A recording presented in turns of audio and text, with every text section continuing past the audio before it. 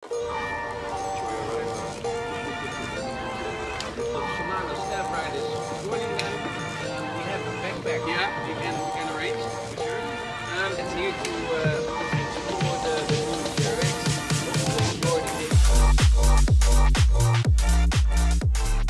Dzień dobry drodzy Państwo, witamy serdecznie znowu z holenderskiego Valkenburga. Dzisiaj kolejny dzień naszych testów nowej grupy Shimano GRX. I dzisiaj dla odmiany wyruszamy w końcu, żeby sobie pojeździć na nowym GRX-ie, więc dzisiaj 2,5 godzinna rundka po gravelowej okolicy, więc będzie parę słów o tym, jak te napędy jeżdżą, jak to w ogóle te testy wyglądały, a jeżeli chodzi o samą grupę, to dzisiaj ciekawostka jest taka, że nie zobaczycie jej na rowerze, na którym jeżdżę, nie zobaczycie tego roweru, ponieważ jeżdżę dzisiaj na Orbei w malowaniu, które jeszcze nie jest odtajnione, w związku z czym nie mogę Wam tego roweru pokazać. Taki pech, taki rower trafiłem. Czy jest ładny, czy nie jest ładny, nie wiem, zobaczycie w katalogu już wkrótce, ale my wyruszamy dzisiaj. Pogoda, jak widać, piękna w Valkenburgu, idealnie rowerowa pogoda, nie za ciepło, nie za zimno. Lecimy się tutaj trochę pokręcić, zobaczymy, gdzie pojedziemy, bo jak już pewnie widzieliście, my tutaj jeździliśmy już, my sami zrobiliśmy całkiem fajną, prawie 100-kilometrową traskę, więc zobaczymy, czy nas tutaj organizatorzy czymś nowym zaskoczą.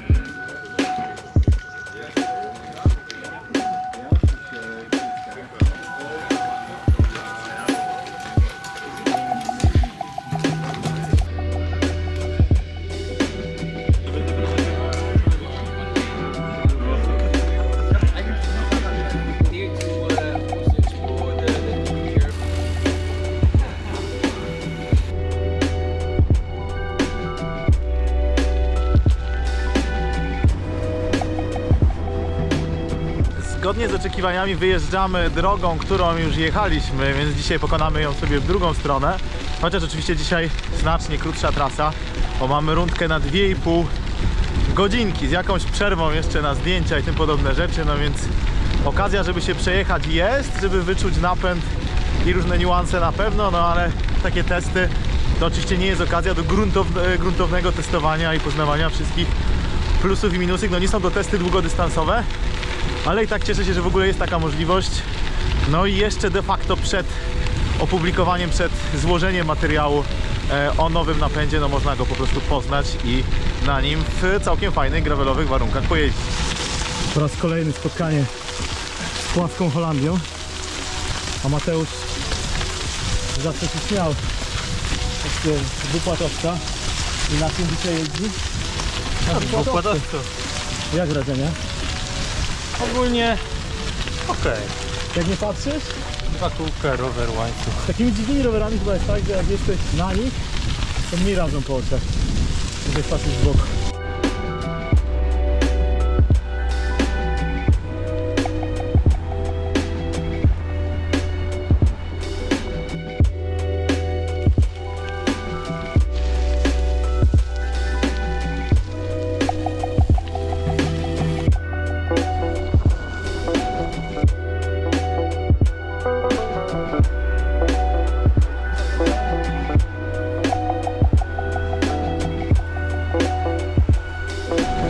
Muszę się dzisiaj przyznać do tego, że w zasadzie pierwszy raz w życiu jadę na gravelu Orbei, takim współczesnym, bo gdzieś kiedyś pamiętam, że na jakichś eksperymentalnych pierwszych pomysłach chyba mi się zdarzyło na jakichś testach przejechać, ale pierwszy raz jadę na aktualnej terze.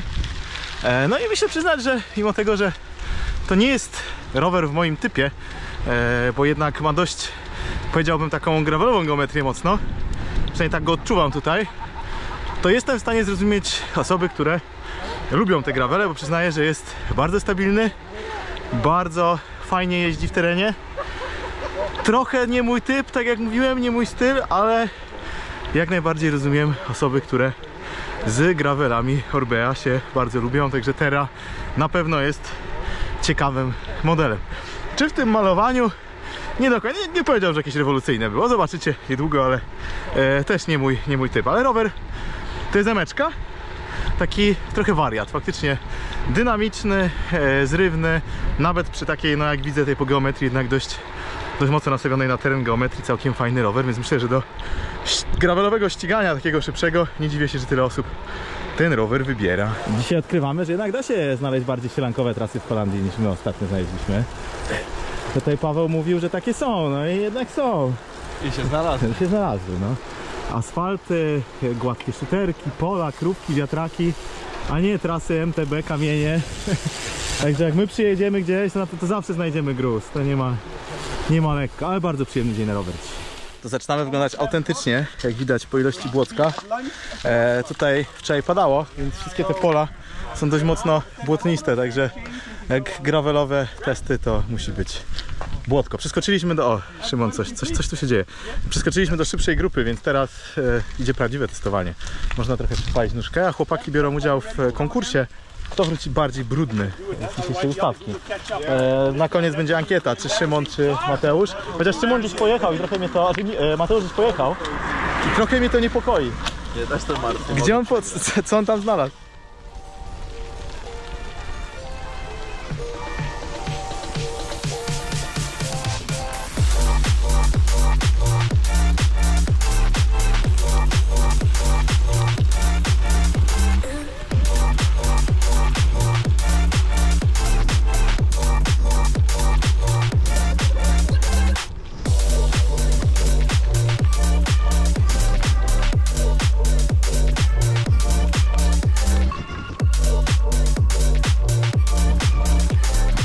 Chwila przerwy od rowerów i zapierniczania. Jakie widoczki? Proszę. Myśmy byli we Francji, powiedziałem jakie ładne chateau, ale jesteśmy w Holandii, więc nie mogę tak powiedzieć. Ale dużo tu jest takich ładnych punktów. No i tej zieleni. Taka mała obserwacja, jeżeli chodzi o nowego GRX-a. Na koniec jazdy sobie podsumuję jeszcze tutaj parę punktów, ale te nowe klamkomanetki mają gumy bardzo mocno wzorowane na tych gumach, które są w klamkomanetkach Di2 poprzedniej, czyli jak to woli aktualnej generacji. I są one dużo bardziej odczuwalne niż te poprzednie gumy, te poprzednie profilowanie klamkomanetek mechanicznych. Trzeba się do tego przyzwyczaić. Jestem ciekawy, jak to by wyglądało, jakby ktoś faktycznie zrobił 150 więcej kilometrów bez rękawiczek. Ja na przykład jeżdżę na każdym rowerze w zasadzie poza MTB bez rękawiczek, no i ma to dla mnie jakieś znaczenie, więc wydaje mi się, że to może być ten typ klamkomanetek, gdzie przy dłuższym dystansie mogą się przydać rękawiczki. Nie wiem, bo nie jechałem, ale na pewno porównując to z moimi klamkomanetkami, na przykład SRAMa, porównując to z poprzednim GRX-em, to tutaj no tą gumę po prostu czuć bardziej. Czy to będzie dla kogoś plus, czy minus, no to będzie pewnie bardzo indywidualne. Ale to jest od razu dobry moment na szybką ankietę. Jak jeździcie na gravelu? W rękawiczkach czy bez rękawiczek? Bardzo jestem ciekawy. Ja to mam z szosy, czyli jak się przyzwyczaiłem do jeżdżenia na rowerze szosowym bez rękawiczek, tak samo mam na gravelu. Poza jesienią, zimą i jakąś wczesną wiosną jeżdżę bez rękawiczek.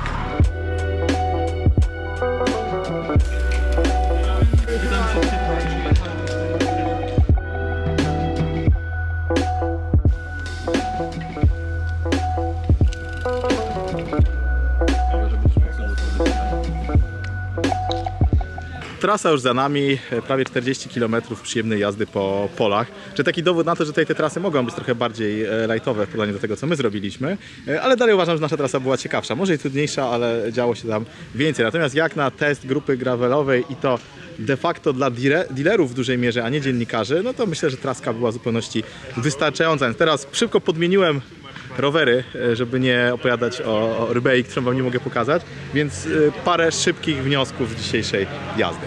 Co wam mogę powiedzieć? Jeżeli chodzi o sposób działania w zasadzie nowego GRX-a, tutaj macie wersję 1/12, jeździłem na 2/12 dzisiaj, ale tą 1/12 też zdążyłem już przejechać wczoraj. To nie ma żadnych radykalnych różnic. Różnica jest taka, że macie oczywiście troszeczkę inny układ kasety, no i w przypadku zwłaszcza tych napędów 1/12, no ten zakres dostępnych przełożeń jest po prostu fajniejszy, zwłaszcza, że przy 1/12 mamy tą zębatkę 10 jedną, więc w ogóle, jakbym miał podsumować, to wydaje mi się, że jeżeli chodzi o nowego GRX-a, właśnie układ 1/12 jest zdecydowanie ciekawszy i fajniejszy. 2/12 nie wnosi nam specjalnie dużo, bo ok, mamy tą jedną dodatkową zębatkę, ale kasety w układzie 2/12 to dalej są kasety z najmniejszą, najtwardszą zębatką 11. No więc nie ma tutaj rewolucji i dalej uważam, jako użytkownik na co dzień teraz SRAMa Rivala, że w układzie z 2 blatami zdecydowanie bardziej odpowiada mi rozwiązanie SRAMa z kasetą 1036 i 2 blatami plus elektroniką. W ogóle wydaje mi się, że najbardziej sensownym rozwiązaniem właśnie do nowego GRX-a jest układ 1/12, jeżeli mówimy o mechanice. W przypadku jazdy na gravelu, tak jak mi to wyszło z moich różnych testów, różnych rowerów, jednak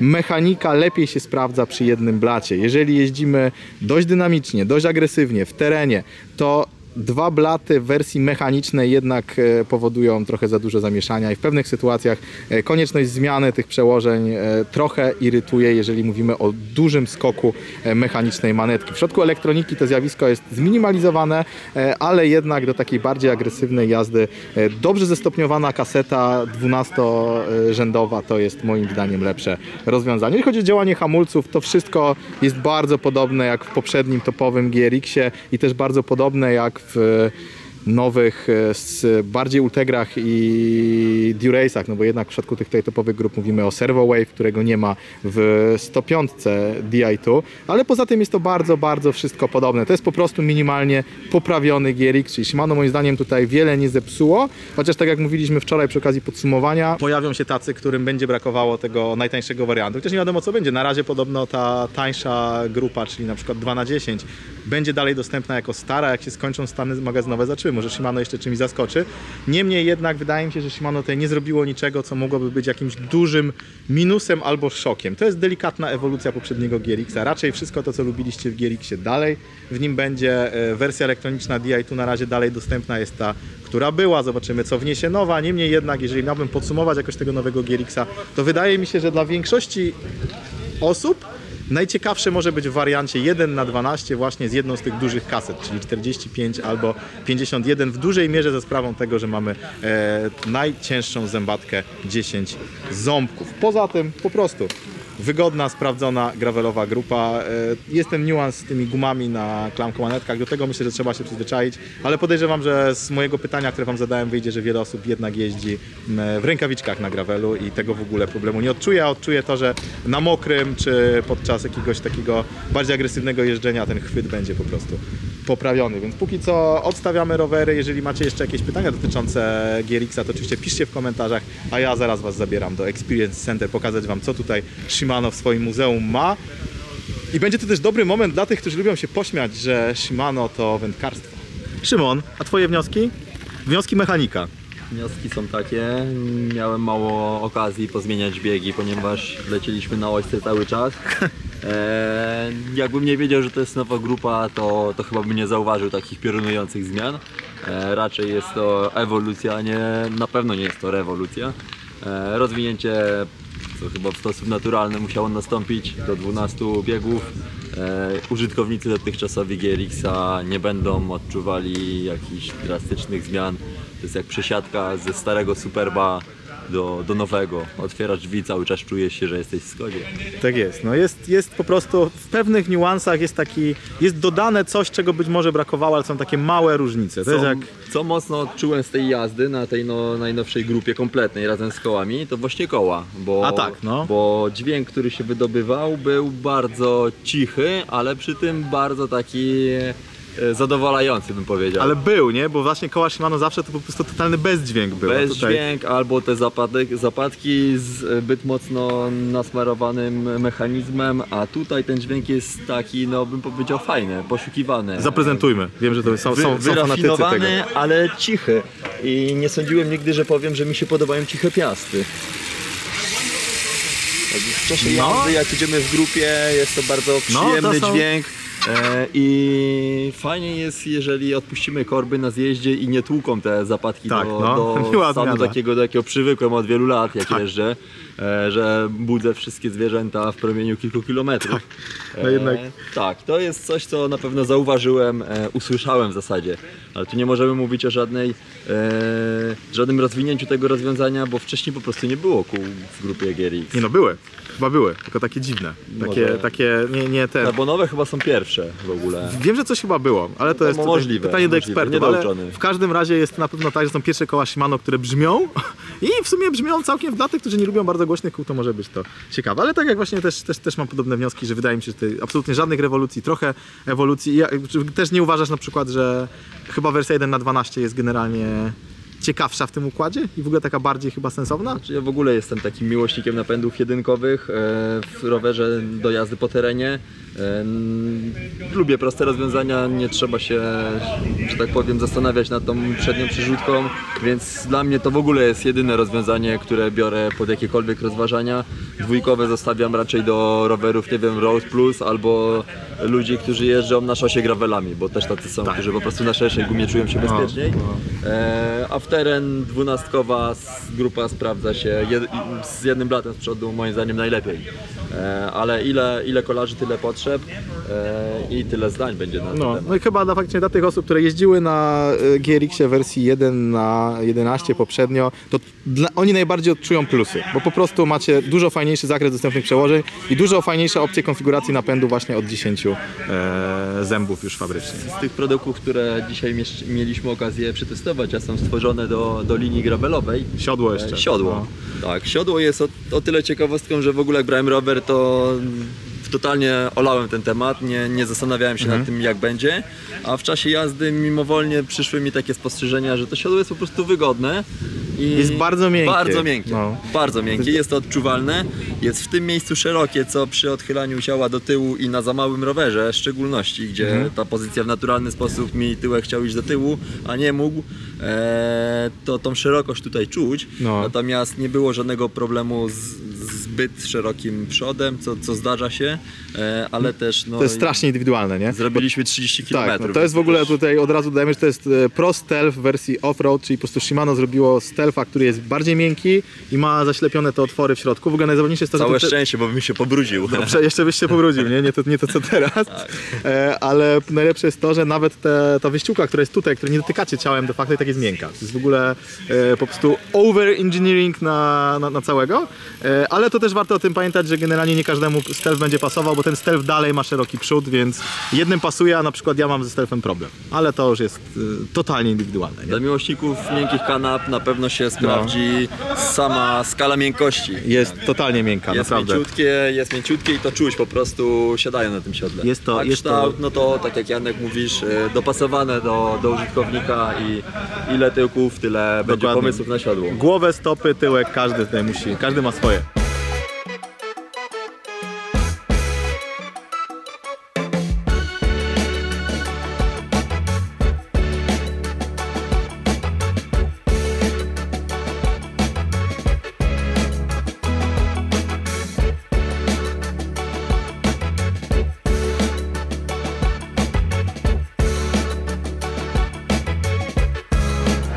To jesteśmy w budynku Shimano Experience Center, czyli takim miejscu, które jest trochę sklepem z gadżetami, trochę kawiarnią, a też miejscem, które ma być takim showroomem Shimano, trochę historii Shimano, ale też historii Amstel Gold Race, no bo jednak to miejsce jest bardzo mocno związane z Amstel Gold Race, więc na przykład jest lista wszystkich zwycięzców.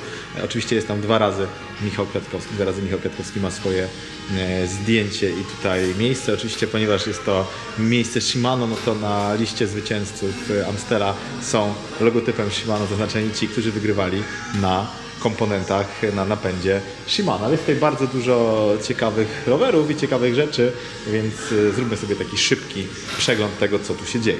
Na dobry początek jest tutaj cała kolekcja rowerów Mathieu van der Poela, zwycięskich rowerów. Jak widzicie, jest tutaj rower z Tour de France albo jego replika. W przypadku takich rowerów często wystarczy popatrzeć po napędach, czy one noszą jakieś ślady zużycia, czy one są oryginalne, czy są replikami. Jak się przyjrzycie tutaj na korbę, to widać, że ten rower na pewno był jeżdżony, więc jest tutaj duża szansa, że to akurat naprawdę jest ten rower, który na Tour de France Mathieu wiózł. No jest tutaj takich ciekawostek trochę więcej. Tutaj na przykład jest, jakby nie patrzeć, strój Ineosa i jest rower Egana Bernala i takich ciekawostek rowerowych tutaj jest naprawdę sporo, ale przejdźmy dalej, bo dalej są te stare rowery. No i w przypadku starych rowerów mamy tutaj oczywiście wszystko skupione wokół napędów Shimano, więc możecie się tutaj przyjrzeć starym grupom napędowym Shimano, czyli stary Durace zamontowany w tych pięknych szosach, więc jest tutaj cała historia Durace'a od 1973 roku, czyli pierwszej generacji grupy Shimano Durace. Piękne te manetki jeszcze i te klasyczne rowery. Czy jak ktoś lubi takie klimaty, to też coś tutaj dla siebie znajdzie. Wracamy do tego Durace'a, o którym była mowa, czyli tutaj kolejne generacje topowej, szosowej grupy Shimano. No, widać tutaj no, ładnych parę generacji, chociaż mam wrażenie, że chyba nie są tutaj wszystkie pokazane, ale na pewno jest ich parę. Tutaj jest ciekawy zestaw. Pewnie ci z Was, którzy są długo w branży, kojarzą coś takiego jak shimanowskie grupy specjalne, które były pokazywane na różne rocznice. I tu jest Durace na 25-lecie obecności grupy na rynku, czyli od 25 lat od jej stworzenia i wypuszczenia na rynek były to takie klasyki. Shimano te swoje takie grupy rocznicowe wypuszcza najczęściej właśnie w takim kolorze srebrnym po prostu. Pamiętacie może Gierixa, który się pokazał bodajże chwilę temu właśnie w takim wykończeniu. No, było tutaj trochę gadżetów, był oczywiście cały napęd, ale był też zegarek Durace'a, breloczek z takich ciekawostek. Kolejny bardzo ciekawy rower, bardzo ciekawy dla mnie, bo nie ukrywam, że Pinarello Crossista, i to nie tylko w tej wersji, bo to jest rower, na którym Tom Pidcock wygrywał Mistrzostwo Świata w kolarstwie przełajowym, ale Pinarello Crossista w ogóle jest tym rowerem, tym modelem Shimano, na którym bardzo bym sobie chciał kiedyś pojeździć. Mam pewne doświadczenia z wykorzystywania rowerów przełajowych jako rowerów do wszystkiego. Podoba mi się ten agresywny tych charakter rowerów. Oczywiście one mają swoje wady, jak na przykład troszeczkę inną geometrię, trochę inny układ środka ciężkości. No, te rowery nie są stworzone do tego, żeby stabilnie pokonywać szybkie zakręty, czy długie zakręty, raczej po prostu są stworzone po to, aby były dynamiczne, aby radziły sobie na ciasnych trasach, więc czasami jest to trochę problematyczne, ale niemniej jednak uważam, że Pinarello Crossista to wyjątkowo ładny rower. Dużo bardziej mi się podoba niż jakiekolwiek gravele Pinarello i bardzo, bardzo chciałbym ten rower wypróbować na takich oponkach 33, a może nawet weszłoby tutaj coś szerszego, bo jak widzicie Crossista na przepisowych 33 jeszcze zostawia trochę miejsca na jakąś szerszą oponkę. No i oczywiście malowanie Toma Pidcocka. Bardzo, bardzo ładny, ciekawy rower. Kolejna ciekawostka, świat szerokiej opony, czyli od Santa Cruza V10 zjazdowego poprzez stare GT, poprzez stare Cannondale, więc tutaj też jest kawał historii rowerów górskich. Piękne malowanie logo Cannondale'a. Więc no jest tutaj troszeczkę takich perełeczek, którym można się przyjrzeć, aczkolwiek nie jest tych rowerów jakoś znowu wybitnie dużo. No kochani, my tu gadu, ale najciekawsze, najważniejsze rzeczy dzieją się tutaj, czyli dział wędkarski Shimano, prawdziwa perełka. Każdy fan Campagnolo wam powie, że Shimano to wędkarze i jest to jeden z podstawowych żartów, jakimi kampiarze się tutaj wyżywają na fanach Shimano i po prostu na napędach Shimano. W każdym razie tutaj się tego nikt nie wstydzi. Dział wędkarski Shimano jest tutaj niezwykle rozbudowany. Jest w nim mnóstwo ciekawych rzeczy. Na przykład możecie sobie zobaczyć kołowrotki Ultegry, kołowrotki Tiagry, mnóstwo wędek. Jest nawet kolekcja odzieży dla fanów wędkarstwa, dla fanatyków wędkarstwa. Wiadomo, kim jest... No wiadomo, jak jest fanatykiem wędkarstwa. W każdym razie naprawdę, jeżeli chodzi o te rzeczy wędkarskie, też jest tutaj ich dużo. I co by tu nie mówić, niektóre kołowrotki to jest naprawdę niezły fishing porn. Naprawdę. Technologia, sposób działania, wykonania tych kołowrotków dla totalnego laika naprawdę jest czymś, co robi wrażenie. No i tyle, moi drodzy, jeżeli chodzi o wizytę w Valkenburgu, tyle jeżeli chodzi o testy nowego Gierixa, tyle jeżeli chodzi o wizytę w Shimano Experience Center w Valkenburgu. Oczywiście, jeżeli Was interesuje więcej szczegółów dotyczących nowego Gierixa, to zachęcam Was do kliknięcia sobie tego głównego filmu, który był materiałem o Gierixie. Tam wszystkie najważniejsze informacje o nowej, chociaż nierewolucyjnej, takiej nowej, odświeżonej grupie Gierix. Jeżeli tu kiedyś będziecie, to oczywiście możecie sobie wpaść do centrum Shimano. Tutaj też jest wypożyczalnia rowerów, więc wydaje mi się, że to miejsce jest taką dobrą bazą dla wielu osób, które zaczynają eksplorację tej części Holandii, ale też przede wszystkim, tak mi się wydaje, Belgii, bo ta Belgia jest tutaj bardzo blisko, a wydaje mi się, że ten klasykowy potencjał okolic właśnie Liège, czy Stavelot, czy po prostu Ardenów, to jest coś, co rowerowo raz w życiu warto zobaczyć. Spróbować piwka i zobaczyć, jak się na tym rowerze tutaj w Belgii, no i na pograniczu belgijsko-holendersko-niemieckim jeździ. Bo naprawdę jest to coś ciekawego, nie tylko Alpy, nie tylko Hiszpania, nie tylko Włochy. Uwierzcie mi, że tutaj Holandia, Belgia rowerowo, kolarsko, właściwie w zasadzie dla każdego fana kolarstwa ma mnóstwo do zaoferowania i jest to naprawdę przeżycie, które raz w życiu warto zaliczyć. Ja Wam dziękuję za uwagę. Oczywiście tradycyjnie zachęcam do zostawienia łapki w górę pod tym filmem. i zasubskrybowania kanału. Jest Was już ponad 40 000 tutaj na kanale i bardzo Wam dziękuję, bo to właśnie dzięki temu, że subskrybujecie ten kanał, że jest Was coraz więcej, ja mogę realizować też takie materiały, pojawiać się na takich wydarzeniach, no i być na przykład pierwszą redakcją, która jest w stanie pokazać Wam premierę na przykład czegoś takiego ważnego, myślę, że dla gravelowego i rowerowego świata, jak nowa grupa GRX. Więc dzięki za uwagę, do usłyszenia, do zobaczenia, hej!